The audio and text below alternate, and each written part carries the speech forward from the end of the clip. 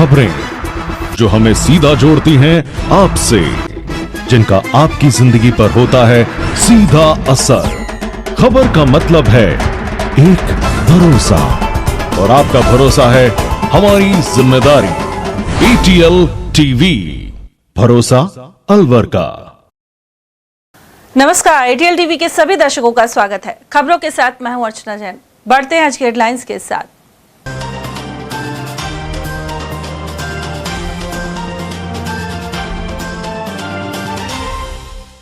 गौमांस ले जाने की आशंका के चलते एक्सप्रेस वे पर टैंकर जब्त कर जांच के लिए भेजे सैंपल। गौरक्षकों की सूचना पर रैनी पुलिस ने की कार्रवाई। रैली निकाल आंगनबाड़ी कार्यकर्ताओं और आशा सहयोगियों ने किया प्रदर्शन। मानदेय बढ़ाने और नियमित करने की दोहराई मांग। रात के अंधेरे में टैंकरों से डीजल चुराने वाला गिरोह हुआ सक्रिय। MIA क्षेत्र में सामने आया मामला। और आए दिन जाम की वजह बनी ई-रिक्शों की बेतरतीब पार्किंग। भगत सिंह सर्किल पर ट्रैफिक जाम की बन रहे वजह। और अब खबरों की चर्चा विस्तार से। अलवर जिले के रैनी थाना क्षेत्र से गुजर रहे दिल्ली मुंबई एक्सप्रेस वे पर मांस से भरे कंटेनर को पुलिस ने कब्जे में लिया है। गौमांस की आशंका जताते हुए गौरक्षकों ने इसकी सूचना दी थी, पर पुलिस मौके पर पहुंची और कंटेनर को रैनी थाने ले आई। इसके बाद पुलिस ने पशु चिकित्सा अधिकारी को थाने बुलाकर मांस के नमूने जांच के लिए भिजवाए गए। रैनी थाना प्रभारी बने सिंह ने बताया कि पुलिस को हाईवे पर एक संदिग्ध कंटेनर को गौरक्षकों द्वारा रुकवाने की सूचना मिली थी। चालक ने पुलिस को परिवहन संबंधी दस्तावेज और बिल प्रस्तुत किए, जिनमें कंटेनर में भैंस का मांस होना दर्शाया गया है। प्रारंभिक जांच में दस्तावेज मौजूद मिले हैं, लेकिन पुलिस ने एहतियात के तौर पर मांस के सैंपल जांच के लिए भिजवा दिए हैं।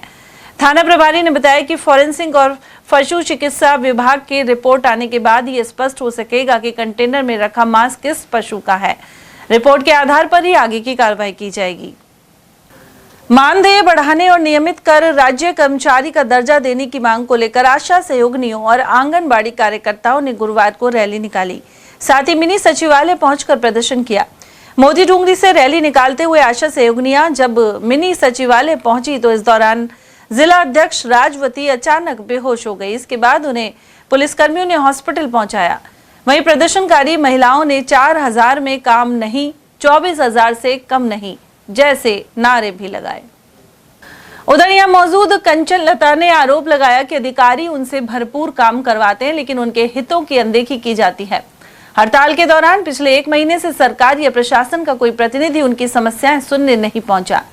आशा सहयोगियों ने राज्य कर्मचारी का दर्जा, सम्मानजनक फिक्स मानदेय, पेंशन, स्वास्थ्य बीमा और भविष्य निधि जैसी सुविधाएं लागू करने की मांग उठाई है। सर, हमें 1 महीने से भी ज्यादा हो गया और कोई भी सरकार हमारी सुनवाई नहीं कर रही है, जबकि हमारी वजह से आज टीकाकरण भी नहीं हो रहा है। कहीं पे भी 2 बच्चे आ रहे हैं, जहाँ हम 40-40 बच्चे बुलाया करते, वहाँ 2-2 बच्चों को वैक्सीनेशन हो रहा है।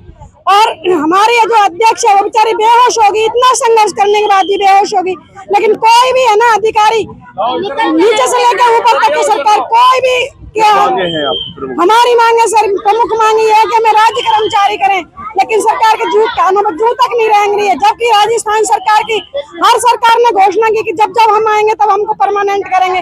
दोनों सरकार आके परमानेंट करने की घोषणा करके चली जाती है, अपना राज्य करके चली जाती है, और कोई हमारी नहीं सुन रहा है।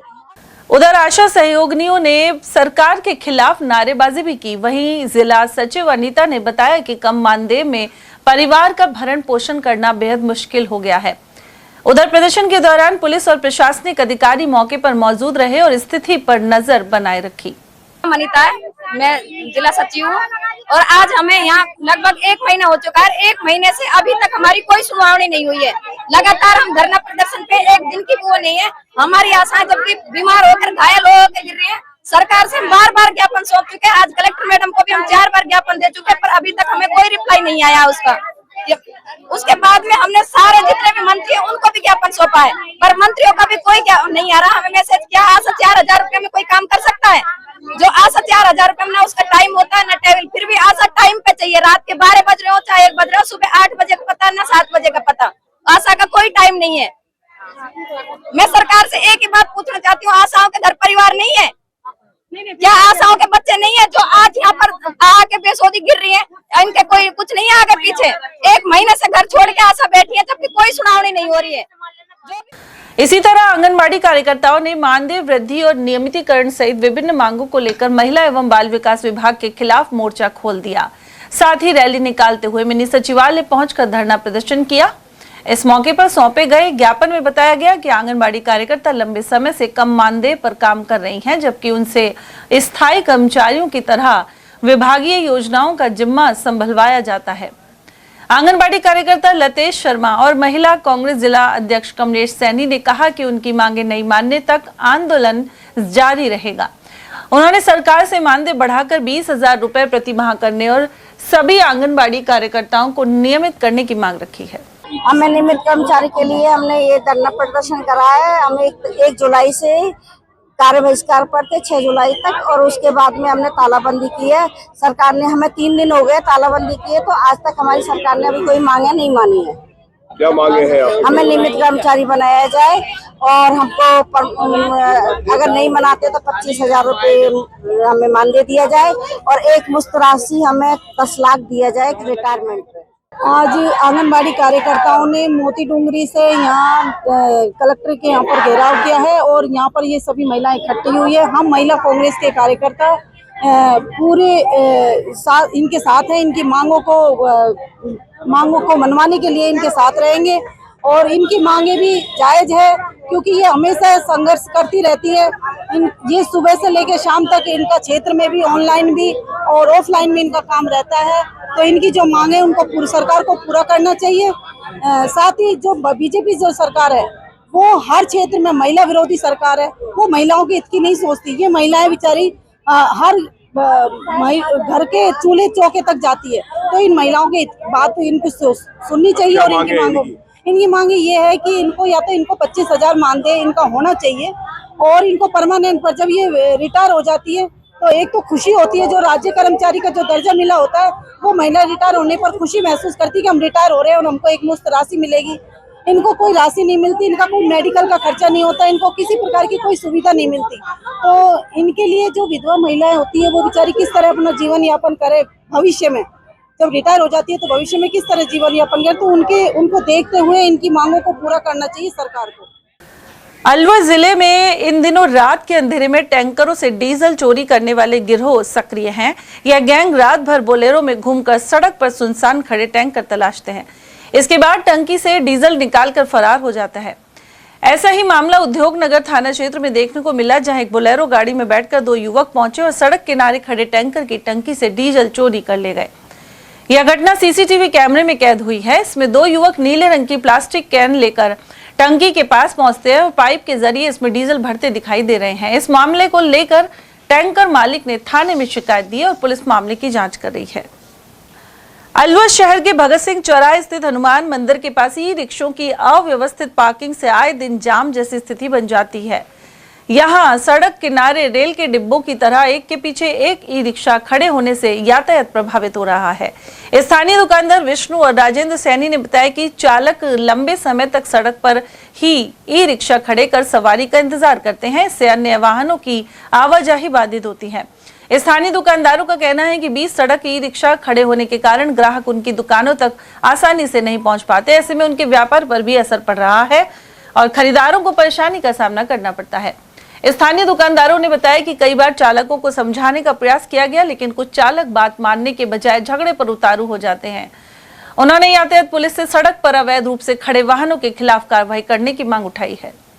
मंदिर के पास में इधर मतलब ये टेम्पो वाले लगा देते हैं, पूरे लाइन लगी रहती है पूरी की पूरी इधर की तरफ, और इधर एक्सीडेंट होने का बहुत ज़्यादा चांस है। मतलब एक्सीडेंट बहुत ज़्यादा, और एम्बुलेंस भी निकलती रहती है इधर की तरफ से। हॉस्पिटल भी काफ़ी है यहाँ पे, और इधर दिक्कत होती है बहुत ज़्यादा।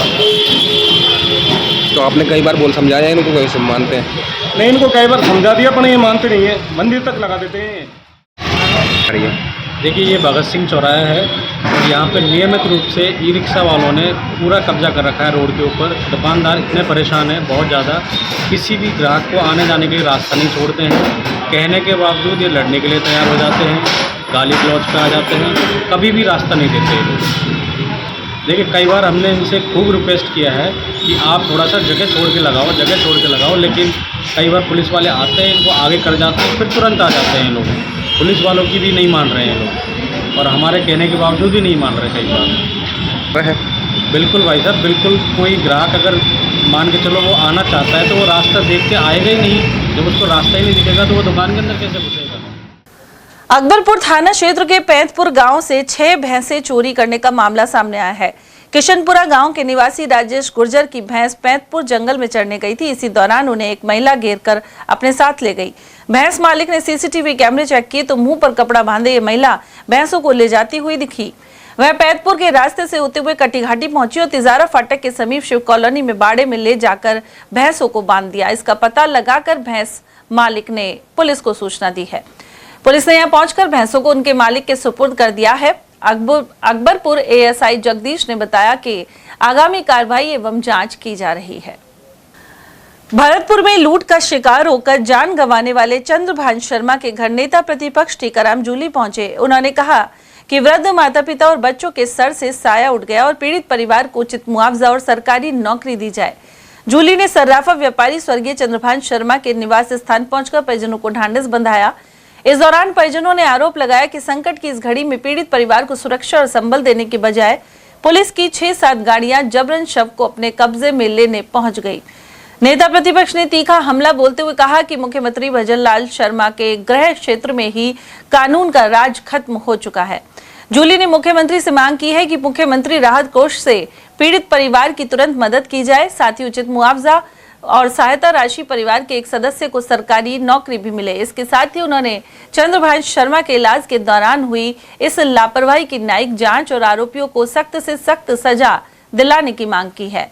नेता प्रतिपक्ष ने नदवई में सर्राफा व्यापारी से दिन दहाड़े लूटपाट और हत्या, बयाना में एक रिटायर्ड शिक्षक के यहां 70 लाख रुपए की नकदी और जेवरात की चोरी एवं भरतपुर के बाजार में एक विक्रेता के साथ मारपीट का जिक्र भी किया।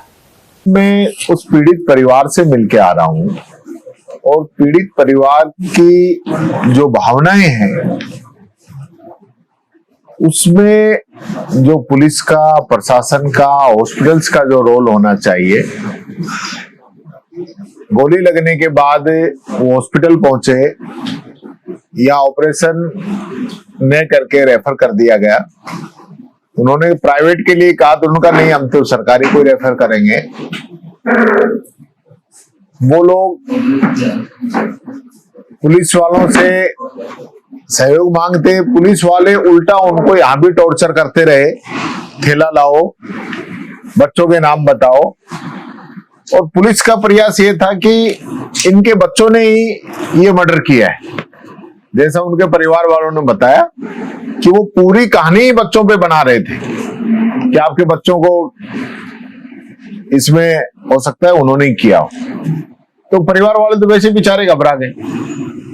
उसके बाद एम्बुलेंस जो उनको यहां से मिली 1 बजे लेके गई, सुबह 5:30 पहुंची है। उसके बावजूद भी जब ऑपरेशन हुआ, ऑपरेशन रात को होना चाहिए था लेकिन रात को नहीं हुआ, इमरजेंसी में कोई डॉक्टर नहीं था।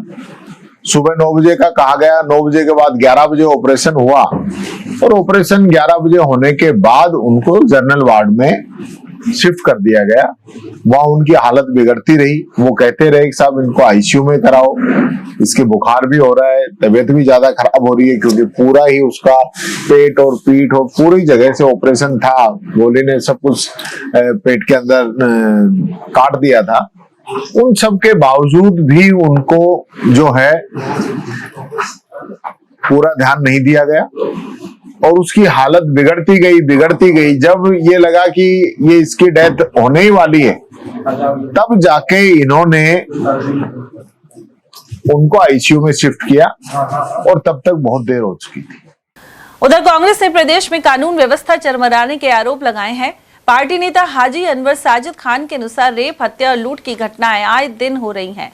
इसके अलावा कर्मचारी विभिन्न मांगों को लेकर आंदोलन कर रहे हैं। उन्होंने कहा कि मुख्यमंत्री भजनलाल शर्मा और गृह राज्य मंत्री जवाहर सिंह भरतपुर जिले से ही आते हैं।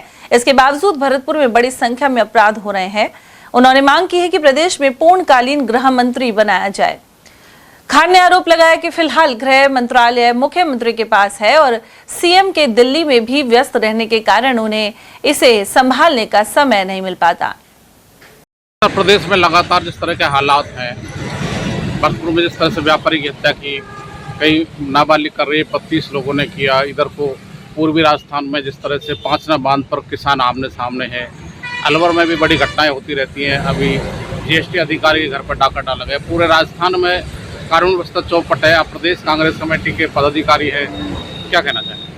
देखिए, ये कहते हुए हमें बड़ी अफसोस होता है, शर्म भी आती है इस चीज़ की कि आज राजस्थान, जिसको अशोक गहलोत जी के राज में एक सुशासित प्रदेश माना जाता था, इतने अच्छे से शासन चल रहा था, सभी वर्गों को ख्याल रखा जा रहा था, आज निसंकोच इसको कहने में हमें कोई संकोच और झिझक नहीं है कि आज पूरी तरह से राजस्थान में एक जंगल राज चल रहा है। कोई ऐसा लगता ही नहीं है कि सरकार नाम की कोई चीज़ है। अफसर अपनी मनमानी कर रहे हैं, भ्रष्टाचार चरम पे पहुंचा हुआ है। पुलिस आए दिन अपनी मनमानियां कर रही हैं और बहन बेटियां तो बिल्कुल ही सुरक्षित नहीं है। उनमें भय का माहौल पैदा हो चुका है। वो घर से बाहर निकलते हुए डरती हैं। माँ बाप ये ऐसी इस तरह डरे हुए हैं कि हमारी बच्चियां सुरक्षित घर आ पाएंगी या ना आ पाएंगी। इस तरह का जंगल राज चल रहा है। बड़े शर्म की बात है कि ऐसे जंगल राज आज हमको देखने को मिल रहा है। निश्चित रूप से एक जो पर्ची सरकार है और जो भी कोई ऊपर से आता है, वो आदेश आता है, उसी का ये पालना करते हैं। और आज राजस्थान की हालत दयनीय हुई है। आज बारिश का मौसम है, देखिए सड़कें कितनी बदहाल है, गाड़ियां धस रही हैं, कितने भयानक एक्सीडेंट हो रहे हैं, लोगों को कुचला जा रहा है, एक्सीडेंटों में चलती हुई बसों में लोग जिंदा चल रहे हैं। आज बिल्कुल एक जंगल राज से भी अगर कोई और भी इसकी परिभाषा हो तो वो भी इस राजस्थान की सरकार के लिए हम चुन सकते हैं। किसी तरह का लगता ही नहीं है किसी तरह का कोई शासन आज राजस्थान में चल रहा है। सर, राजस्थान के मुख्यमंत्री भजनलाल शर्मा है, उनके पास गृह मंत्रालय है। आपको लगता है कि राजस्थान में पूर्णकालीन गृह मंत्री स्वतंत्र रूप से होना चाहिए जो अपराध पर मॉनिटरिंग करते रहे? देखिए, बड़े ताजुब की बात है, गृह मंत्री राज्य मंत्री भरतपुर से आते हैं और सीएम साहब भी भरतपुर से आते हैं।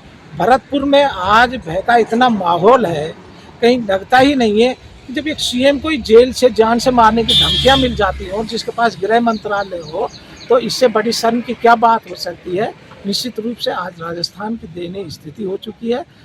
चारों तरफ भय का माहौल है, सब अपने आप को असुरक्षित महसूस कर रहे हैं। अलवर जिले के खरकड़ा गांव में बारिश के चलते सीलन आने के चलते दीवार गिर गई। इसके नीचे दबने से युवक के सर में गंभीर चोटें आई हैं। उसे मालाखेड़ा अस्पताल से जिला अस्पताल लाया गया है। परिजन सुंदर कुमार ने बताया कि जगदीश कुमार घर की काफी पुरानी दीवार के पास से सामान हटा रहा था। अचानक 5 फुट की दीवार उसके ऊपर गिर पड़ी। जगदीश उद्योग नगर में एक फैक्ट्री में काम करता है। इसका इलाज अलवर जिला अस्पताल में जारी है। ये लक्ष्मण करते हैं। क्या हुआ था इनके साथ? ये क्या अपने घर में काम कर रहे थे। किस चीज का? दीवार गई। अच्छा। हाँ, तो अचानक कल की बारिश की वजह से दीवार के वो हो गई थी नरम, तो इस वजह से वो गिर पड़ी। कितने फुट की दीवार थी? अब ऐसा तो अंदाजा नहीं है, लेकिन 3-4 फुट 4-5 फुट की दीवार होगी शायद। अच्छा, तो ये काम कर रहे थे? हाँ। क्या कर रहे थे काम में? ये उसको पत्थरों को जमाने की कोशिश कर रहे थे। वहाँ से पत्थर कोई दीवार वहाँ से और भी चीज निकाल रहे थे। वहाँ से रहते हैं ना वहाँ पर। अच्छा, सही करने की कोशिश कर रहे थे। खुद ही कर रहे थे? और भी थे, लेकिन और क्या, ये वहाँ पे बैठ गए पानी वानी पीने के लिए, तब इसका अचानक से ही गिर गई इनके ऊपर। फिर खा लेके गए? फिर खा लेके गए? पहले इसको मालाखेड़ा से, फिर इसको अलवर। अलवर के मालाखेड़ा गेट स्कूल के पीछे नगर निगम द्वारा बनाया गया टॉयलेट क्षतिग्रस्त हालत में है। इसके कारण आसपास के रहने वाले लोगों को परेशानी हो रही है। स्थानीय निवासी नरेंद्र मिश्रा एवं दुकानदार ओम प्रकाश ने बताया कि इसकी शिकायत कई बार नगर निगम प्रशासन को दी जा चुकी है। पास में ही मालाखेड़ा गेट स्कूल होने की वजह से विद्यार्थी और उनके परिजन बदबू की वजह से परेशान हो जाते हैं। यह गंदा पानी रोड पर ही बह रहा है और आसपास के घरों में कीड़े घुस जाते हैं। लोगों ने टॉयलेट के दोबारा निर्माण या फिर इसे यहां से हटाने की मांग की है। ये मालाखेड़ा गेट स्कूल के बगल में अशोका टाकिज के पास क्या समस्या है शौचालय में? शौचालय की समस्या सारा टूटा पड़ा है, नालियाँ भरी पड़ी हैं, ना तो इससे पेशाब करने वाले का पेशाब बाहर जाता है, सड़क पर रोज आ जाता है। सबसे बड़ी गंदगी इसलिए रहती है कि आना जाना दूर रहता है। महिलाएं आती हैं जाती हैं, बच्चे आते जाते स्कूल है, लेकिन बदबू के कारण कोई इधर से गुजरना पसंद नहीं करता। सारे मोहल्ले वाले परेशान हैं। पूरा क्षतिग्रस्त हुआ, इसका गंदा पानी भी यहीं भरा हुआ है। बिल्कुल सारा गंदा पानी यहीं भरा हुआ है, क्षतिग्रस्त हो रहा है। या तो नगर परिषद इसको हटाए या फिर हटा करके तुरंत नया बनाए। इसके बारे में कई बार हम नगर परिषद को सूचित भी कर चुके हैं, एप्लीकेशन भी दे चुके हैं, लेकिन आज तक इसकी कोई सुनवाई हमारी नहीं हुई है। इसी कब से समस्या है ये बहुत दिनों से समस्या है। हम तो दुकानदार आदमी हैं, बाथरूम वगैरह करने आते हैं तो गंदी अब बाथरूम ही बाहर पड़ा रहता है और नालियाँ भरी पड़ी है, इनकी सफाई करवाई जाए। स्कूल पास में, बच्चों के पास भी गंदगी का और बदबू जाती है यहाँ पर। आम लोग मोहल्ले वाले परेशान हैं, विशेषकर से लेडीज़ वगैरह परेशान है। और सीवरेज लाइन खोल रखी है तो ये रोड भी ख़राब है, यहाँ पर पूरी नाली वाली भरी पड़ी है और ट्रांसफार्मर ये सब लाइन वाइन सब आप सामने, कोई भी खतरा हो सकता है यहाँ पर। अलवर की स्कीम 10 निवासी विधवा महिला विमला देवी कई सालों से जन्म प्रमाण पत्र नहीं बनने से परेशान है। गुरुवार को उन्होंने बापू बाजार स्थित सीटू कार्यालय पहुंचकर अपनी समस्या बताई। यहां मौजूद श्रमिक नेता मोहन सिंह राघव के अनुसार इस तरह के मामले रामगढ़, गोविंदगढ़ और राजगढ़ से भी सामने आए हैं। लोगों को विवाह प्रमाण पत्र और जन्म प्रमाण पत्र आदि बनवाने में कठिनाई हो रही है। साथ ही शिविरों में खाना पूर्ति की जा रही है। ऐसे में प्रशासन से ध्यान देने की मांग की गई है। मेरा बच्चे हुआ था, उसका वो नहीं बन रहा है जन्म प्रमाण पत्र, वो घर पे हुआ था और मैं मतलब 4-4.5 साल का हो गया। मैं 1.5 साल से विधवा हूँ, मैं सारे हुआ है लेकिन उसका वो नहीं बन रहा, आधार कार्ड न जन्म पत्र बन रहा। मैं उसको बैठाने चाहूँ तो कहाँ बैठाऊँ, मेरी कोई नहीं सुनता। मैं हर जगह जाती। क्या कह रहे हैं जो लोग? ये कह रहा हूँ वहाँ जा, मैं पढ़ी लिखी नहीं हूँ बिल्कुल भी। एक मेरे बेटी है, अब उसको जवान जमान को मैं कहाँ भेजूँ? अकेले ने मेरा छोटा सा बेटा और कोई नहीं है, एक लड़की है बस। समस्या क्या है कि रामगढ़, गोविंदगढ़, राजगढ़ के भी लोग अलवर आके परेशान हो रहे हैं, जिनके बच्चों का विवाह पंजीकरण या कोई मूल जाति के लिए भी इनको यहाँ तक भटकना पड़ रहा है। अभी हाल ही में 3 दिन से एक महिला स्कीम 10 से, उनका नाम विमला है और उनके बच्चे का घर पे जन्म हुआ करीब 4 साल पहले। तो तब आंगनबाड़ी का उन्होंने ध्यान नहीं दिया, क्यों तुरंत ही विधवा हो गई थी वो। तो उस अभाव में वो कभी नगर निगम, कभी कैंपों में, कभी ई मित्रों के चक्कर लगा कर थक गई थी। फिर किसी ने बताया कि आप सीटू कार्यालय जाओ, तो आज वो मेरे पास आई हुई है। तो अपनी उन्होंने समस्या बताई कि साहब मैं जगह जगह घूम आई। तो इसका भी कोई सरकार को प्रावधान निकालना चाहिए कि घर पे बच्चा जो जन्मा हो आज से 5-4 साल पहले, उसका भी जन्म प्रमाण पत्र बनाए, जो अपना आधार बनवा सके बच्चा और उसको स्कूल में शिक्षा के लिए हम तैयार कर सकें। तो सरकार को और जिला प्रशासन को ये भी रास्ता निकाले कि जहाँ जहाँ बच्चों का जन्म हुआ है उसकी भी वो जांच करें, कब कौन कहाँ हुआ। ये तो खाली खाना पूर्ति कागजों में कर लेते हैं, इनको कोई कुछ भी नहीं पता कि कौन से बच्चा का कहाँ जन्म हुआ। और बहुत से बच्चे की मृत्यु बीमारी के कारण हो भी जाती, उनका भी इनके पास कोई आंकड़ा नहीं है। तो इसलिए जिला प्रशासन एक मुहिम चलाए कि किसका मूल जाति कहाँ कहाँ बनेगा या नहीं बनेगा, तो उनको सही दिशा निर्देश दें। ये कैंप लगाने से तो कोई फ़ायदा नहीं होता, क्यों कैंपों में तो गरीबों का पैसा धुएं में उड़ाया जा रहा है। कैंपों में पानी, टेंट, नाश्ता, सारी व्यवस्था ये रखते हैं, उसमें लाखों रुपए खर्च होता है। इससे बढ़िया तो डिपार्टमेंट को थोड़ा टाइट करें कि जो भी आए उसका काम किया। नगर विकास न्यास द्वारा अलवर में अरावली विहार फेज 2 में शहर के घुमंतु, अर्ध घुमंतु और विमुक्त जातियों को निःशुल्क भूखंड एवं आवास आवंटित किए जाएंगे। इसके लिए उनका जाति प्रमाण पत्र ही आधार होगा। भारतीय कम्युनिस्ट पार्टी के जिला सचिव तेजपाल सैनी के अनुसार इन्हें 50 वर्ग गज का आवासीय मकान एवं भूखंड निःशुल्क दिया जाएगा। इनके आवेदन के लिए नगर विकास न्यास ने 8 से 30 जुलाई तक का समय दिया है। सैनी के अनुसार जातीय प्रमाण पत्र बनवाने में समय लग जाता है और 30 जुलाई के समय को आगे बढ़ाया जाना चाहिए। नगर विकास न्यास द्वारा घुमंतु जातियों के लिए एक समाचार दिया है, बताया है और लेटर भी जारी किया है 7 तारीख को। उन विशेष जातियों को निःशुल्क रूप से आवासीय एवं आवासीय भूखंड देने का फैसला उन्होंने किया है। 50 वर्ग गज का दिया जाएगा। उसके लिए उन्होंने जो भी तारीख तय की है वो केवल 8 जुलाई से 30 जुलाई तक की तारीख तय की गई है। उसके लिए उन्होंने जाति प्रमाण पत्र की आवश्यकता बताई है। जाति प्रमाण पत्र के लिए ऑनलाइन आवेदन उनको करना होगा और ऑनलाइन से ही उनको अपना जाति प्रमाण पत्र प्रस्तुत करना होगा। जमा करना होगा और यूआईटी जो आवेदन पत्र दे रही है उसके साथ में उसको संलग्न करना होगा, तब जाकर के ये कार्रवाई होगी। तो इन विशेष जातियों के जो लोग हैं ना तो कोई पढ़े लिखे हैं ना कोई इनमें समझदार है।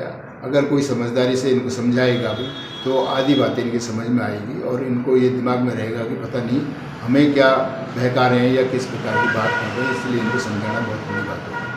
तो पार्टी का ये अनुरोध है नगर विकास न्यास से कि एक तो इनकी जो तारीख है 30 तारीख से आगे इनको बढ़ाया जाना चाहिए, जिससे कि पर्याप्त समय मिल सके और आवेदन की प्रक्रिया को ये पूरा कर सके। तो दूसरा ये है कि जो जाति प्रमाण पत्र का जो बात ये कह रहे हैं, पार्टी का ये अनुरोध भी यूआईटी प्रशासन से है कि फिजिकल इनका वेरिफिकेशन किया जाए, इनको चिन्हित किया जाए और वहाँ सूची बनाई जाए पर परिवार की, कि जिससे कि उनको भी ये संभावना लगे कि हाँ कोई कार्रवाई सकारात्मक हमारी हो रही है और यूआईटी प्रशासन को भी विश्वास हो कि ये वास्तव में इसी जाति से है, तो ज़्यादा परेशानियों का सामना नहीं करना पड़ेगा। अरावली की पहाड़ियों में स्थित छटंकी धाम हनुमान मंदिर में विराजे नीम करौली बाबा का 6वां वार्षिक भंडारा 15 जुलाई को धूमधाम से मनाया जाएगा। छटंकी धाम सेवा समिति से जुड़े खेमचंद शर्मा ने बताया कि हर वर्ष की तरह यह आयोजन हो रहा है। इसके तहत 14 जुलाई को सुबह 9:15 बजे रामायण पाठ, 15 जुलाई को सुबह 8:15 बजे सुंदरकांड पाठ और 11:15 बजे से प्रसाद वितरण किया जाएगा। यह मंदिर अरावली की गोद में होने के कारण प्राकृतिक स्थान भी है। आषाढ़ मास कृष्ण पक्ष में योगिनी एकादशी शुक्रवार को श्रद्धा के साथ मनाई जाएगी। इस अवसर पर मंदिरों में भगवान विष्णु का पंचामृत से अभिषेक कर विशेष पूजन होगा। वहीं कथा सुनकर व्रत भी किया जाएगा। इस कीमदस निवासी पंडित यज्ञदत्त शर्मा ने यह जानकारी दी। साथ ही इस एकादशी के पीछे की कथा बताते हुए कहा कि इस मौके पर व्रत करने से नकारात्मकता दूर होती है और सुख समृद्धि का आगमन होता है। आषाढ़ मास कृष्ण पक्ष में मनाई जाने वाली योगिनी एकादशी कल 10 जुलाई शुक्रवार को बड़ी श्रद्धा के साथ मनाई जाएगी। इस एकादशी पर मंदिरों में भगवान विष्णु का पंचामृत से अभिषेक करके विशेष पूजा अर्चना करके श्रद्धालुओं द्वारा परिक्रमा की जाएगी और एकादशी का कथा सुन करके श्रद्धालुओं द्वारा इसी एकादशी का व्रत भी किया जाएगा।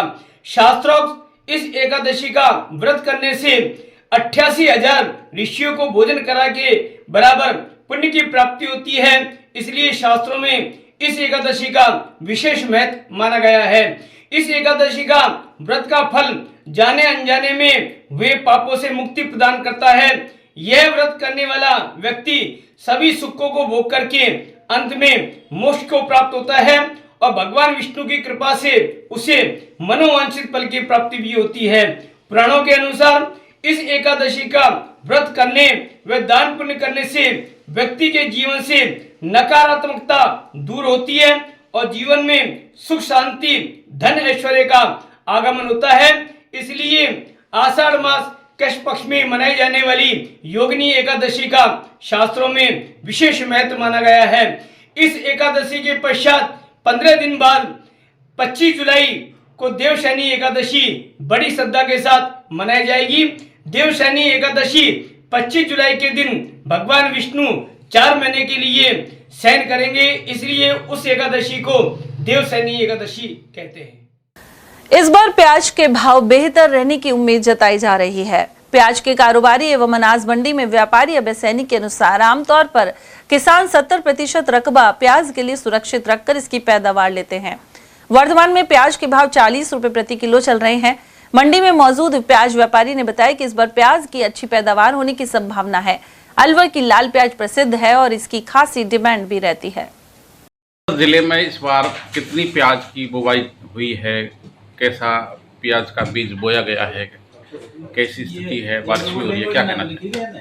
अलवर जिले में प्याज के बीज का मैं रकबा तो नहीं बता सकता कितना लगा है, लेकिन मैं परसेंटेज बता सकता हूँ कि कितना परसेंटेज लगा। पिछले साल के मुकाबले 65% प्याज का बीज लगा है, आपके 70% अधिकतम लगा होगा, लेकिन पैदावार काफी अच्छी है और इन दिनों में धीरे धीरे प्याज में फसल में तेजी आने लगी है। प्याज महंगा बिकने लगा है। पहले प्याज 5 से लेके 11-12 रुपए बिक रहा था, अभी प्याज 20 से लेके 30 रुपए किलो बिक रहा है। तमाम किसानों को इस बात की आशा है कि इस बार प्याज के भाव काफी अच्छे रह सकते हैं, इसलिए किसान कोशिश कर रहा है कि वो अधिकतम बीज अपने खेत पर लगाए और कम से कम उसको बेचे, क्योंकि इस बार किसानों को 2-3 साल बाद ऐसा अवसर नजर आ रहा है कि उनका माल का पैसा, उनके बीज का पैसा, उनका प्याज का पैसा अच्छा मिलेगा। तो और साल के मुकाबले प्याज के बीज की पैदावार कम। किसान को क्या सावधानी रखनी चाहिए, किसान में जो खेत में प्याज लगाई हो? किसान को सावधानी रखनी चाहिए, समय पर अभी खेत में खाद डालें, उसको तैयार करें और उसके बाद जिस तरह से लगाए उसको एक बहुत होशियारी से ध्यान करके, नई तकनीक से, पानी की व्यवस्था से करके करें और बाजारों का ध्यान रखकर समय समय पर बाजारों में अपनी फसल को बेचता भी रहना। अलवर में घोड़ाफेर चौराहे के समीप स्थित स्काउट गाइड जिला मुख्यालय नजर बगीची में गुरुवार को संगोष्ठी संपन्न हुई। इसमें अलवर, खैरतल, तिजारा और बहरोड कोटपुतली जिलों के स्थानीय सचिव एवं संयुक्त सचिव शामिल हुए। सीओ स्काउट राजेंद्र मीणा और सीओ गाइड विजय लक्ष्मी रोहेला ने पिछले वर्ष किए गए कार्यों और आगामी गतिविधियों की समीक्षा की। सीओ गाइड विजय लक्ष्मी ने बताया कि स्काउटिंग गाइडिंग को बेहतर बनाने पर भी विचार विमर्श किया जा रहा है। आज यहाँ पर राजस्थान राज्य भारत स्काउट गाइड के जिला मुख्यालय तत्वाधान में सचिव, संयुक्त सचिव संगोष्ठी की जा रही है, जिसमें कि पुराने गत वर्ष के इनके लक्ष्य जो इन्होंने प्राप्त किए हैं वो, और आने वाले जो वर्षों के हमें लक्ष्य मिले हैं इस जिले को, वो हमें उनके बारे में चर्चा करनी है और कब अधिवेशन होने हैं, कब कार्यकारिणी होती है और वो जुलाई माह में इन्हें सबको पूर्ण करना है, उसके हम इनको निर्देश देंगे। और आगे आने वाली जितनी वार्षिक कार्यक्रम के प्लानिंग्स हैं उनके बारे में हम इनके साथ चर्चा विमर्श करेंगे और जिले को और जिले की स्काउटिंग को कैसे बेहतर बनाया जा सके उसके बारे में समस्त सचिव और संयुक्त सचिव बैठकर एक प्लानिंग तैयार करेंगे और अलवर जिले को चारों तरफ राजस्थान में बेस्ट बनाने के लिए अधिक से अधिक प्रयास किए जाएंगे। और वहीं अलवर जिला स्काउट एंड गाइड फेलोशिप की साधारण सभा में महत्वपूर्ण निर्णय लिए गए। इसका आयोजन कंपनी बाग स्थित कार्यालय में किया गया। अध्यक्ष गिरीश गुप्ता ने बताया कि ईश प्रार्थना के साथ शुभारंभ हुआ। वहीं आगामी जगन्नाथ रथ यात्रा में बाल विहार स्कूल के बाहर प्याऊ लगाने एवं सितंबर में केरल में होने वाली नेशनल काउंसिल में भागीदारी का निर्णय हुआ। साथ ही वन भ्रमण 2 अगस्त को थानागाजी के पास स्थित उदयनाथ जी की बगीचिया भरतरी धाम में होगा। इस दौरान मुख्य संरक्षक हरीश कालरा, आशा कालरा, उपाध्यक्ष जितेंद्र गुप्ता और उपाध्यक्ष BR निमेश, राजेश भट्ट, राजेश शर्मा, राम प्रकाश गुप्ता, प्रमूल्या गुप्ता, शंभू दयाल शर्मा आदि मौजूद रहे। पूर्वोत्तर भारत के भ्रमण के दौरान बानसूर विधायक देवी सिंह शेखावत ने असम के मुख्यमंत्री हेमंत बिस्वा शर्मा से मुलाकात की। इस अवसर पर मुख्यमंत्री ने MLA शेखावत और उनके साथ गए लोगों का स्वागत किया। साथ ही शिलांग एवं पूर्वोत्तर भारत के प्रमुख धार्मिक एवं दर्शनीय स्थलों के भ्रमण का आग्रह किया। वहीं बानसूर विधायक ने इसके लिए असम के मुख्यमंत्री का आभार जताया है। सांखला गांव में सपेरा बस्ती से एक गांव की ओर जाने वाले मार्ग पर आखिरकार 11 kV हाई वोल्टेज बिजली लाइन को विद्युत निगम ने ऊंचा करवा दिया। विद्युत निगम बगड़ में कार्मिकों ने यहां पहुंचकर कार्रवाई को अंजाम दिया। किसान सभा के जिला महासचिव मुख्तार सिंह करनावल ने यह समस्या सामने रखी थी। नीचे झूलते तारों से हादसों का खतरा बना हुआ था। और यह वक्त एक छोटे से ब्रेक का, आप देखते रहिए ATL TV। Om Aditya public senior secondary school Alwar में बेस्ट फैकल्टी के साथ सर्वश्रेष्ठ बोर्ड परीक्षा परिणाम। स्कूल फीस में ही फाउंडेशन, कक्षा 9th 10th प्री फाउंडेशन, कक्षा 11th 12th विज्ञान वर्ग, वाणिज्य वर्ग, कला वर्ग, हिंदी एवं अंग्रेजी माध्यम। विद्यालय में मेधावी विद्यार्थी प्राची राठौड़, अंकित कुमार, गार्गी सैनी, कमल प्रजापत, बलराज वर्मा, गौरी और वैशाली ने बोर्ड परीक्षा में 97% अंक लाकर संस्था का सम्मान बढ़ाया और संस्था के द्वारा प्रत्येक विद्यार्थी को 21,000 रुपए का चेक प्रदान किया। हमारी संस्थाएं कक्षा नर्सरी से 8वीं तक के विद्यार्थियों को बुक्स, नोटबुक्स, बैग्स, डायरीज, आई कार्ड निःशुल्क दे रही हैं। कक्षा 9वीं से 12वीं तक के विद्यार्थियों को bag, dress, jacket, I card निःशुल्क दे रही हैं। हमारी संस्थाएं Om Aditya public senior secondary school, Lajpat Nagar, Ambedkar circle के पास, Alwar. Delhi academy senior secondary school, 84 Subhash Nagar, NEB Agrasen circle के पास, अलवर। आदित्य एकेडमी तिजारा फाटक पुल के पास, Alwar. Contact number 9829107651 and 9111691356। Aditya की परंपरा, सेवा, संस्कार और समर्पण। फर्नीचर का 32 साल पुराना जाना माना नाम Rahul decor.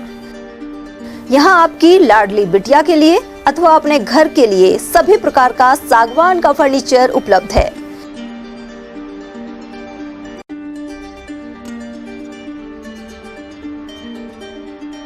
Double bed, dressing table, sofa set सागवान एवं कपड़े वाले तथा सेंटर टेबल, भट्टी कलर, स्टील अलमारी, ब्रांडेड एवं सॉफ्टी फोम के गद्दे आपकी नाप तोल से बनाए जाते हैं।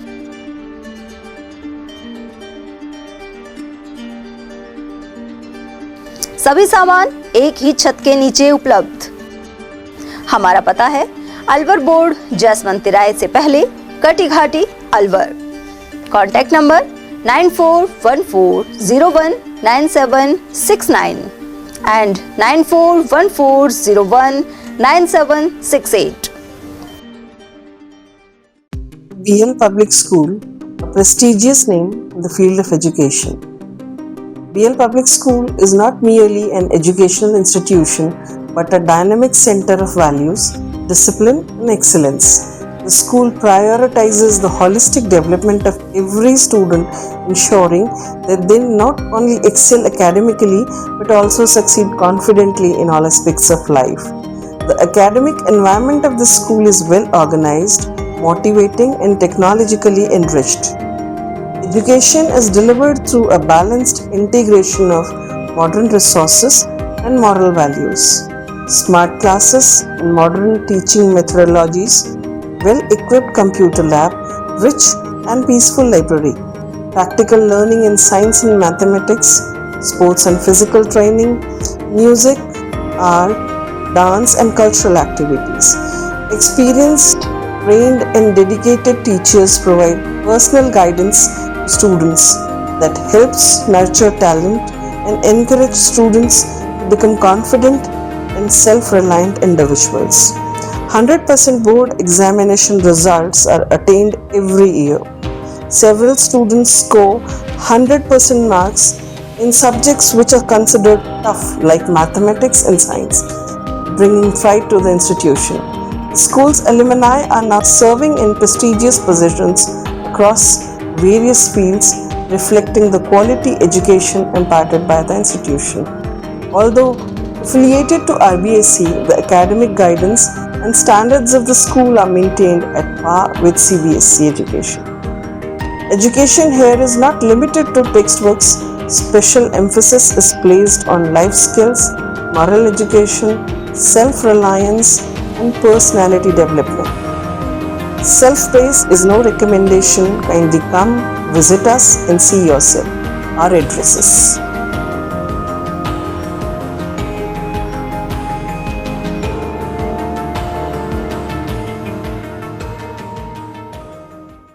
एटीएल द्वारा गर्मी के मौसम में वन्य जीवों के लिए जारी मुहिम के तहत काफी वर्षों से पानी और चारा बालाकिला जंगल में भेजा जा रहा है। मकसद यह है कि बेजुबान जानवरों को इस तेज गर्मी में पानी और चारे के लिए भटकना ना पड़े। एटीएल की इस मुहिम में आप लोग भी हमारे साथ सहयोग कर मूक प्राणियों की सेवा के जरिए पुण्य लाभ उठाएं। संपर्क करें मुकेश गुप्ता, निदेशक एटीएल, मोबाइल नंबर 9414019207। ब्रेक के बाद आप सभी का स्वागत है। बात करते हैं हम अकबरपुर की, जहां कस्बे में करीब दर्जन भर पुरानी हवेलियां जर्जर अवस्था में सुनसान पड़ी हैं। बरसात के मौसम में इन भवनों के गिरने का खतरा बढ़ गया है, जिससे आसपास रहने वाले लोगों में भय का माहौल है। स्थानीय लोगों का कहना है कि यदि समय रहते इनकी मरम्मत या सुरक्षा के उपाय नहीं किए गए तो कभी भी बड़ा हादसा हो सकता है। जानकारी के अनुसार अकबरपुर कभी सेठ साहूकारों का प्रमुख कस्बा माना जाता था। उस समय बनी कई मंजिला भव्य हवेलियां आज खंडर में तब्दील हो चुकी हैं। अधिकांश हवेली मालिक वर्षों पहले रोजगार के लिए दूसरे शहरों में जाकर बस गए, जिसके बाद इन भवनों की देखभाल नहीं हो सकी। इसके चलते कई हवेलियां पूरी तरह जर्जर हो चुकी हैं। बरसात के कारण इन हवेलियों की दीवारों से पत्थर और चूना चढ़ रहा है। कई स्थानों पर झरोकों और छज्जों के सहारे बने खंभे भी क्षतिग्रस्त हो चुके हैं। स्थानीय ग्रामीणों ने प्रशासन से मांग की है कि ऐसी जर्जर हवेलियों का सर्वे कराया जाए और उनके मालिकों को नोटिस देकर आवश्यक मरम्मत कराने के निर्देश दिए जाए। लाखों रुपए खर्च कर बने पार्क बर्बादी के कगार पर हैं। देखरेख के अभाव में उनमें झाड़ियां उग रही हैं। अलवर के सागर जलाशय के पास राज परिवार शमशान घाट और कृष्ण कुंड क्षेत्र में साफ सफाई का अभाव नजर आता है। यहाँ नगर निगम द्वारा लाखों रुपए खर्च कर पार्क का निर्माण कराया गया था। करौली के लाल पत्थर से सुंदर प्रवेश द्वार भी बनाया गया, लेकिन देखरेख और रखरखाव के अभाव में यह पार्क दुर्दशा का शिकार हो चुका है। पार्क परिसर में झाड़ियां और कांटेदार बबूल उगाए हैं एवं चारों ओर गंदगी का आलम है। पास ही बने दूसरे पार्क की भी यही स्थिति है। पर्यावरण संरक्षण एवं समाज सेवा से जुड़े हिमांशु शर्मा और के खंडेलवाल सहित उनके टीम द्वारा समय समय पर यहाँ साफ सफाई की जाती है, लेकिन नगर निगम के सफाई कर्मी इस क्षेत्र तक नहीं पहुंचते। उधर यहाँ मौजूद विशन कालरा ने बताया कि यह स्थान ऐतिहासिक है और पर्यटन की दृष्टि से महत्वपूर्ण भी। वहीं सागर जलाशय के समीप होने के कारण यहाँ सुबह बड़ी संख्या में शहरवासी भ्रमण के लिए आते हैं। ऐसे में नगर निगम को तुरंत इस क्षेत्र की साफ सफाई, सुरक्षा और रखरखाव की व्यवस्था देखनी चाहिए।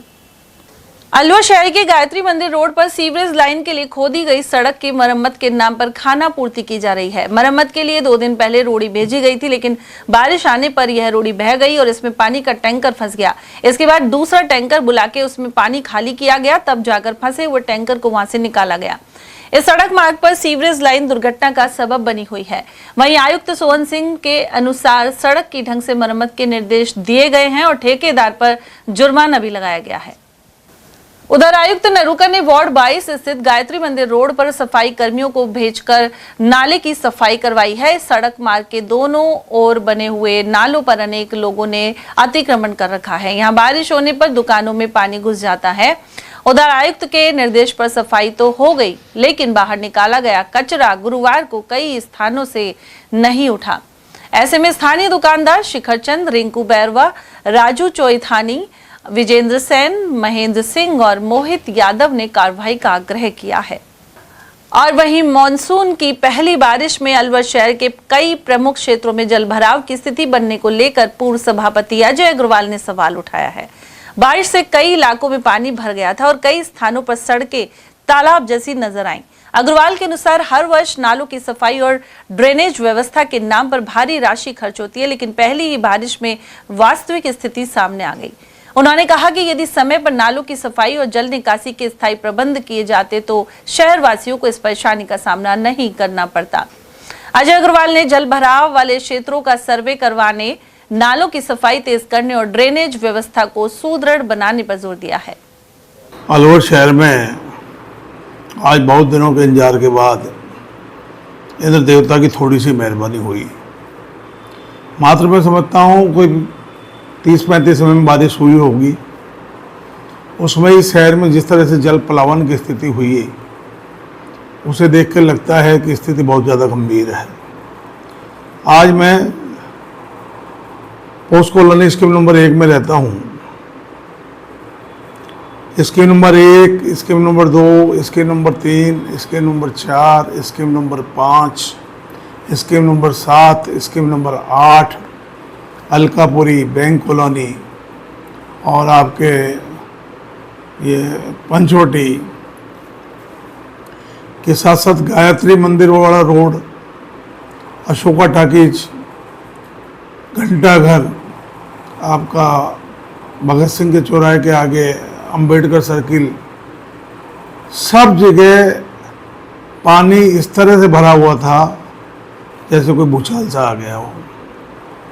एक तरफ तो नगर निगम ये कहता है कि हमने शहर के सारे नाले नालियाँ साफ कर दी हैं। मैं भी बिल्कुल दावे के साथ कह सकता हूँ, अलवर शहर में किसी भी मोहल्ले में, किसी भी स्कीमों में, किसी भी तरह की नालियों में कोई सफाई नहीं की गई, जिसका जल भराव भर के आज सड़कों पर आया। ये सड़कें स्कीम नंबर 1 में बनी नई सड़कों को डैमेज करेंगे और नई सड़कें बिल्कुल ख़त्म हो जाएंगी जो अभी पिछले साल ही बनी हैं। यही स्थिति सब जगह है शहर में। जहाँ जहाँ इन्होंने टाइल्स लगाई, जहाँ नई सड़कें बनाई, सड़कों को सीवर के नाम पर खोद दिया, सब जगह बड़े बड़े गड्ढे हो रहे हैं। आज भी सैकड़ों स्कूटर चलाने वाले, मोटरसाइकिल वाले या ऑटो रिक्शा वाले या छोटे बेचारे ये जो रिक्शे चलते हैं उसमें चलते हुए दुर्घटना का ग्रस्त हो गए। सोहर रोड का जो स्वयं आयुक्त महोदय दावा कर रहे थे कि हमने इसको साफ कर दिया है। नगर निगम सफाई तो करना चाहता है, लेकिन न तो नगर निगम के पास कार्य करने की शक्ति है, न इच्छा शक्ति है, न ईमानदारी है, न तो ये किसी भी जो व्यवस्था में जो सफाई है उसमें या तो शुरुआत से शुरू होकर एंड तक जाके बिल्कुल तल नाले सफाई होते हैं, और ये नाले सफाई का जो काम होता है ये अप्रैल, मई और जून 3 महीनों में ही पूरा हो जाना चाहिए।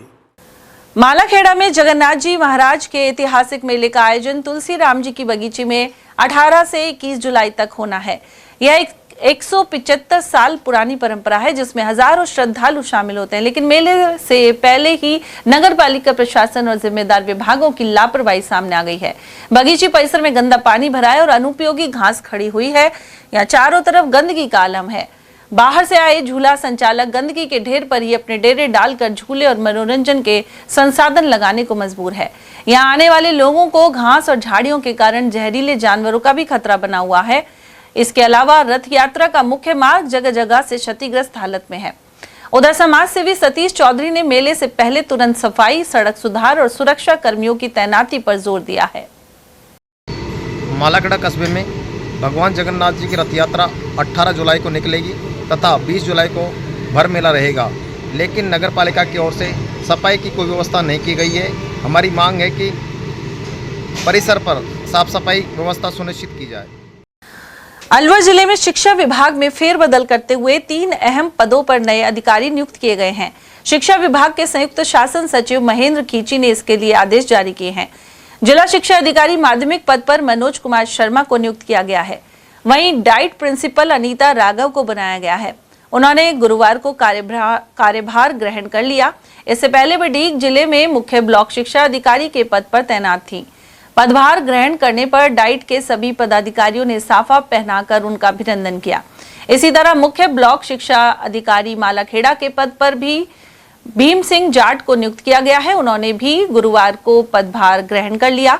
शिक्षक संगठनों ने इस मौके पर उनका अभिनंदन किया। इसी तरह अतिरिक्त जिला परियोजना समन्वयक समग्र शिक्षा के पद पर महेश मेहता को लगाया गया है।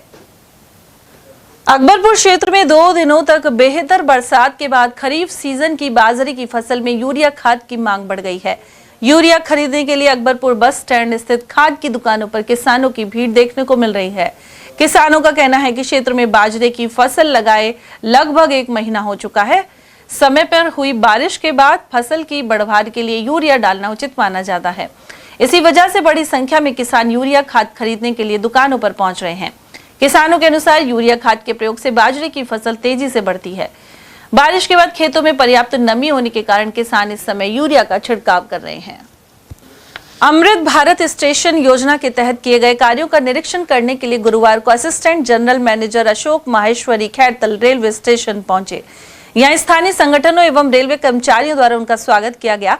वहीं खैरतल विकास मंच के प्रतिनिधियों श्यामलाल शर्मा एवं मनोहर लाल परवाना ने स्टेशन परिसर में टीन शेडों की संख्या बढ़ाने, प्लेटफॉर्म 2 की ओर जाने वाला मार्ग खुलवाने और प्रमुख ट्रेनों के ठहराव की मांग रखी। एजीएम ने सकारात्मक कार्रवाई का आश्वासन दिया है। इसी क्रम में संयुक्त व्यापार महासंघ अध्यक्ष ओम प्रकाश रोगा के नेतृत्व में प्लेटफॉर्म संख्या 2 की ओर हाल ही में रेलवे द्वारा बंद किए गए गेट को फिर से खोलने की मांग रखी गई। इससे यात्रियों को भारी परेशानी होने के साथ ही उन्हें अतिरिक्त दूरी भी तय करनी पड़ रही है। इस दौरान एजीएम माहेश्वरी ने लगभग 15 करोड़ रुपए की लागत से किए गए पुनर्विकास कार्यों का निरीक्षण किया, साथ ही आवश्यक दिशा निर्देश भी दिए। वहीं प्रेस वार्ता के दौरान खैरतल स्टेशन पर जीआरपी एवं आरपीएफ चौकी स्थापित करने और प्रतीक्षालय में सुपरवाइजर की नियुक्ति जैसे मुद्दे भी सामने आए। विजिट का है, पूरे सेक्शन में क्या काम चल रहा है, किस तरीके की मेंटेनेंस है जो ट्रेन रन के दौरान दिखाई देती है, ट्रैक की पोजीशन और हमारे जो पैसेंजर एबिलिटीज़ हैं, इन सब का मोटा निरीक्षण करें। और साथ ही साथ विशेष रूप से खैरतल जो कि अमृत भारत स्टेशन स्कीम के तहत इसको डेवलप किया गया है, ऐसे ही आपको पता होगा पानीपुरी, दौसा, इनको भी किया गया है। इन स्टेशन का स्पेसिफिक निरीक्षण करेंगे कि इसके तहत किए गए कार्य कितने पूर्ण हो गए, कैसी क्वालिटी है, और अगर कोई उसमें सुधार या कुछ होगा तो उसके बारे में चर्चा करेंगे निश्चय। उधर इस दौरान एडीआरएम गौरव गौड़, डीसीएम जगदीश कुमार और senior divisional engineer Mukesh Bakolia सहित रेलवे विभाग के अनेक अधिकारी एवं कर्मचारी मौजूद रहे। खैरतल ग्रीनफील्ड पब्लिक स्कूल में वन महोत्सव का कार्यक्रम आयोजित हुआ। मुख्य अतिथि रीता को प्रधानाध्यापिका और निदेशक द्वारा पौधा भेंट किया गया। निदेशक दीनदयाल गुप्ता ने सभी बच्चों और स्टाफ सदस्यों को अपने जीवन काल में हर वर्ष एक पौधा लगाने और उसकी देखभाल करने की प्रेरणा दी।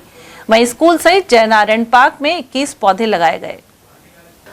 तिजारा स्थित बाबा भैरव मंदिर में महंत जस्सू महाराज के सानिध्य में गौ सम्मान आह्वान अभियान की बैठक संपन्न हुई। इस दौरान गाय को राष्ट्रमाता घोषित करने को लेकर चलाए जा रहे हस्ताक्षर अभियान को तेज करने के लिए टीमों का गठन किया गया। जाटा समाज के अध्यक्ष सुरेश चंद फौजी की अध्यक्षता में यह बैठक आयोजित की गई।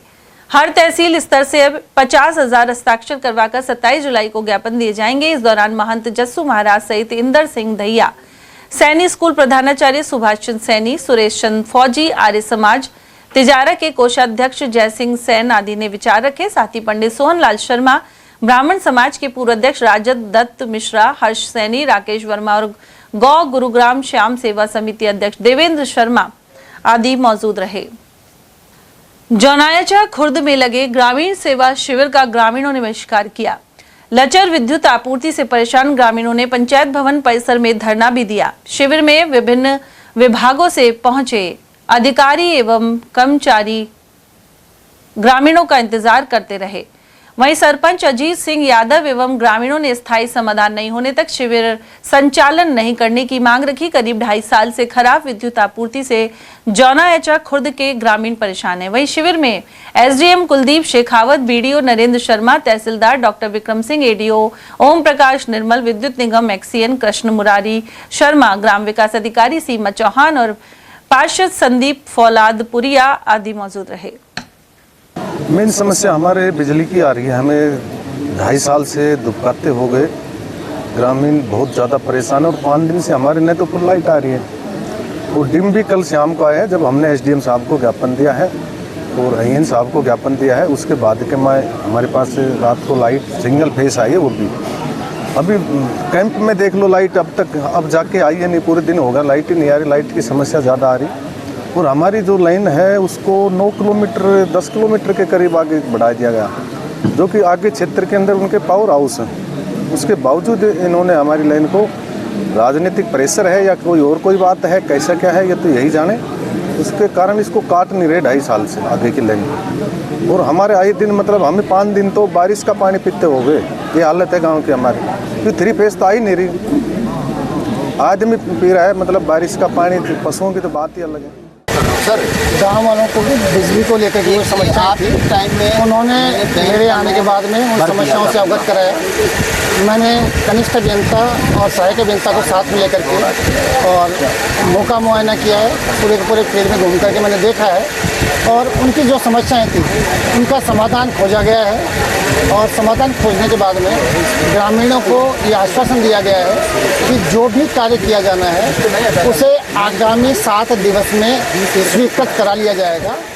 इस मामले में मैं यही संज्ञान लेना चाहूँगा कि अभी जैसे ही हम लोग कैंप में आए, यहाँ ग्रामीणों ने धरना दे रखा था। इनकी कोई बिजली विभाग से संबंधित मांगे थी फीडर को लेकर के, जिसके रिगार्डिंग हमने एससी साहब को, ऊपर उच्च अधिकारियों को भी अवगत करा दिया गया, जिसके तहत जिला कार्यालय से हमारे एससी साहब, एक्सएन साहब, आईएन साहब और जेएन साहब तो कैंप में थे मौजूद, तो उनको अवगत करवा दिया गया। और खैरतल स्थित Indira happy senior secondary school ने 50 साल पूरे कर लिए हैं। स्कूल के डायरेक्टर पंकज खुराना ने कहा है कि 50 साल में विद्यार्थियों के भविष्य निर्माण का कार्य किया गया। इस विद्यालय के बहुत से विद्यार्थी सरकारी सेवा के अलावा प्राइवेट सेक्टर में उल्लेखनीय कार्य कर रहे हैं। वहीं विद्यालय में शिक्षा के साथ पर्यावरण, सामाजिक और खेल से संबंधित गतिविधियों पर जोर दिया जाता है। साथ ही संस्कृति और संस्कारों से अवगत करवाया जाता है। Indira happy senior secondary school के 50 साल पूरे होने को जा रहे हैं। इस दौरान लाखों विद्यार्थियों को विद्यालय के द्वारा शिक्षित किया गया है, उनका भविष्य निर्माण किया गया है। आप संस्था प्रधान हैं, क्या प्रतिक्रिया? देखिए, इंदिरा हैप्पी स्कूल की स्थापना स्वर्गीय डॉक्टर MP खुराना ने 1976 में की थी।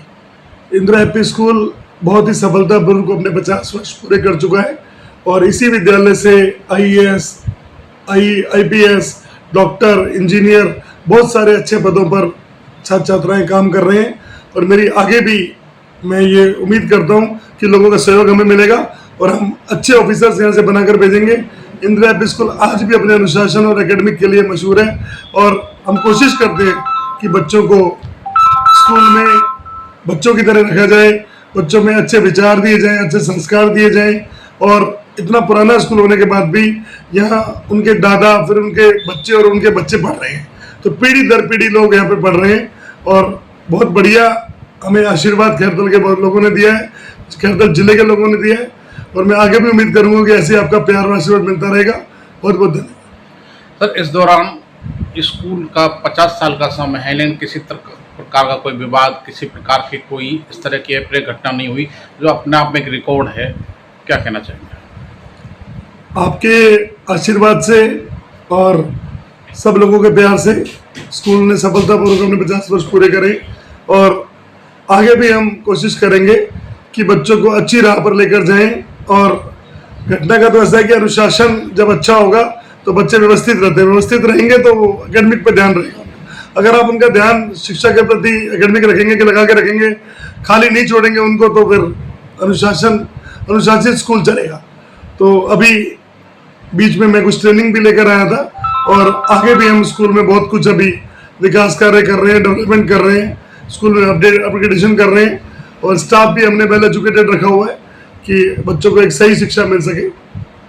सर, आपके स्कूल में संस्कार को विशेष स्थान दिया जाता है, बच्चों को हर क्रियाकलाप सिखाया जाता है, छोटे से छोटे फंक्शन कराए जाते हैं, इसका क्या उद्देश्य है? देखिए, एक्टिविटी बहुत जरूरी है। एकेडमिक पढ़ाई के साथ साथ बच्चों को खेल, उसके बाद एक्टिविटी से बच्चों को बहुत कुछ सीखने को मिलता है। तो हमारे यहाँ drawing competition, writing competition, games, उसके बाद आपको एडिशनल एक्टिविटी, आउटिंग। मेरा एक वो है कि मैं आउटिंग जरूर करवाता हूँ बच्चों को कि वो एक बार थोड़ी बोरियत से दूर हो जाए, स्कूल से बाहर जाते हैं और फ्री ऑफ कॉस्ट कराता है ये स्कूल कि उनको बाहर ले जाते हैं, बाहर जाकर उनको घुमाते हैं, भौगोलिक स्थिति के बारे में बताते हैं। तो ये सब चीज़ें बहुत जरूरी हैं, एक्टिविटी के बिना काम नहीं होता, इसलिए प्रतियोगिताएं बहुत जरूरी हैं और ये सब स्कूल कराता है। सर, पर्यावरण का भी आपने बड़ा अच्छा संदेश दे रखा है, बच्चों से पेड़ लगवाते हैं, इस पर क्या कहना चाहिए? देखिए, Indira happy school eco club का सदस्य है और इको क्लब पर्यावरण के लिए काम करता है और हम लोग कोशिश करते हैं कि हर सीजन में बरसात के मौसम में कुछ पेड़ लगाए जाएं, उनकी मेंटेनेंस करी जाए, चाहे कम पेड़ लगाएं पर उनकी मेंटेनेंस करी जाए और उनको पानी देकर ये सब कुछ किया जाए। हमारे स्कूल के बच्चे परिंदे भी लगाते हैं, अपने अपने घरों में भी पौधे लगाते हैं, तो पर्यावरण के लिए बहुत जरूरी है। टपुकड़ा में चौधरी हॉस्पिटल का उद्घाटन संपन्न हुआ। इस मल्टी स्पेशलिटी हॉस्पिटल के संचालक डॉक्टर सुरेंद्र चौधरी ने बताया कि यहां पर सभी प्रकार की जांचें और विभिन्न बीमारियों का इलाज किया जाएगा। उद्घाटन अवसर पर चिकित्सा जगत और अन्य वर्गों के लोगों सहित भारतीय किसान यूनियन लोक शक्ति के कार्यकर्ता मौजूद रहे। बिरकड़ी ग्राम पंचायत में आयोजित ग्रामीण सेवा शिविर में महिला एवं बाल विकास संयुक्त कर्मचारी संघ राजगढ़ शाखा ने ज्ञापन सौंपा है। इस दौरान बिरकड़ी सेक्टर अध्यक्ष कविता मीणा और गोलाकाबाद सेक्टर अध्यक्ष संगीता शर्मा सहित आंगनबाड़ी कार्यकर्ता, सहायिका और ग्राम साथिनों की मौजूदगी रही। विकास अधिकारी को यह ज्ञापन दिया गया है। सेक्टर प्रभारी कविता मीणा ने बताया कि इसमें स्थायीकरण कर, राज्य कर्मचारी का दर्जा देने, नई भर्ती और लंबित भुगतान आदि मांगे रखी गई हैं। इस दौरान पुष्पा लखेरा, अनोखी देवी, गीता मीणा, सुमित्रा, रीना, सोमती और मीना आदि की मौजूदगी रही। में आने का कारण ये था कि हमारे चुनावी घोषणा पत्र के दौरान राज्य सरकार ने चुनावी घोषणा पत्र में ये कहा था कि तुम्हारा मानदेय जो 13,000 के लगभग कर दिया जाएगा। 13,000 तो बहुत दूर की बात है। आज तक हमारे 5 महीनों से हमारा जो मानदेय वो नहीं आ रहा है। ना गर्म पोशाक के जो बिल है वो बनवा लेते हैं, हर साल बनवा लेते हैं, लेकिन हमें आज तक बिल का एक पैसा नहीं मिला। पैसे आ रहे हैं और दिया कुमारी जी ने जो बजट 2026-27 में ये घोषणा की थी कि आंगनवाड़ी वर्करों को ECC की ट्रेनिंग देकर उन्हें ब्रिज कोर्स करवा के उन्हें नर्सरी टीचर का दर्जा, कर्मचारी का दर्जा दिया जाएगा, जो ना तो अभी तक ECC कोर्स चालू किया दिया कुमारी जी ने, ना ही और कुछ काम किया है।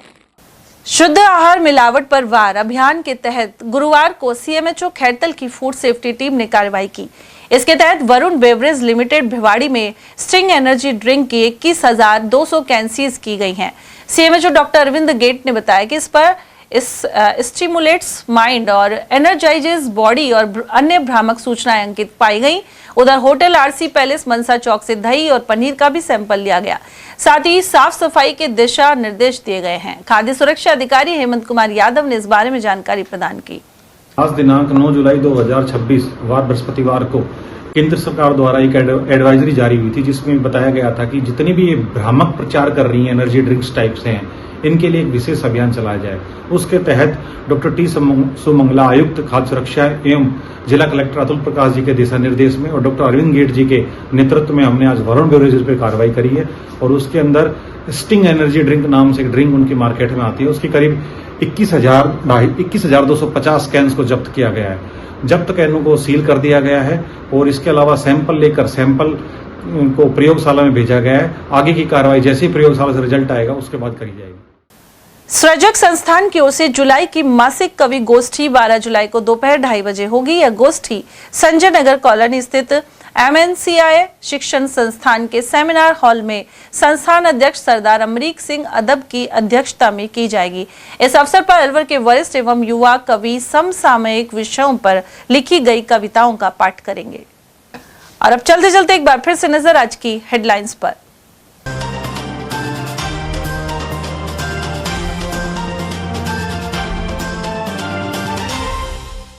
गौमांस ले जाने की आशंका के चलते एक्सप्रेस वे पर टैंकर जब्त कर जांच के लिए भेजे सैंपल। गौरक्षकों की सूचना पर रैनी पुलिस ने की कार्रवाई। रैली निकाल आंगनबाड़ी कार्यकर्ताओं और आशा सहयोगियों ने किया प्रदर्शन। मानदेय बढ़ाने और नियमित करने की दोहराई मांग। रात के अंधेरे में टैंकरों से डीजल चुराने वाला गिरोह हुआ सक्रिय। MIA क्षेत्र में सामने आया मामला। और आए दिन जाम की वजह बनी ई रिक्शों की बेतरतीब पार्किंग। भगत सिंह सर्किल पर ट्रैफिक जाम की बन रहे वजह। इसी के साथ खबरों में आज इतना ही। दीजिए अर्चना जैन को इजाजत। नमस्कार।